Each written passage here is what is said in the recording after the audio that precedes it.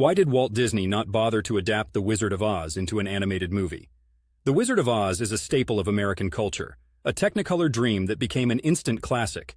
And if you're imagining that pitch meeting where Walt Disney is slamming his fist on the table demanding they get to work on The Wizard of Oz, well, it's not quite that simple.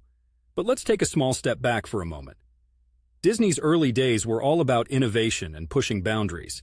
After their success with Snow White and the Seven Dwarfs, Disney was no doubt hungry for the next big feature. Now here's where it gets interesting. Walt Disney was actually a fan of L. Frank Baum's Oz books and had an interest in adapting them. He even acquired the rights to some of the stories in the 1930s. However, by the time Disney had the capability to produce another full-length feature after Snow White, Metro-Goldwyn-Mayer, MGM, beat him to the punch. In 1939, MGM released The Wizard of Oz, the live-action film that became the defining representation of Baum's story. It was a masterpiece of its time, blending color and music in a way that few other films had done before. So, why didn't Disney jump into the animated fray and dish out their version? After the success MGM's adaptation had, it was already branded in the collective conscience of the audience.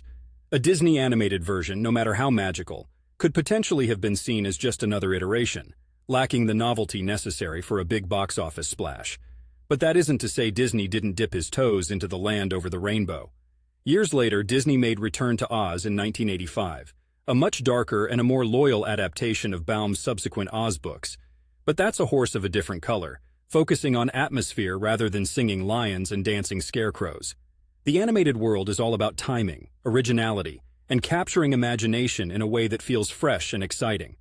Disney, the eminent dreamer and innovator, always had his eyes set on the stars, looking for the next big thing to wow audiences. Sometimes that meant letting go of the yellow brick road and venturing into an unknown forest of his own making, one filled with princesses, fairies, and the never-ending pursuit of happily ever after.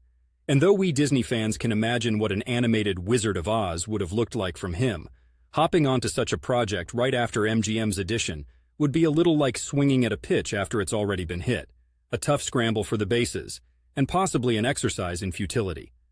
Disney's main magic comes from blazing trails, not treading paths.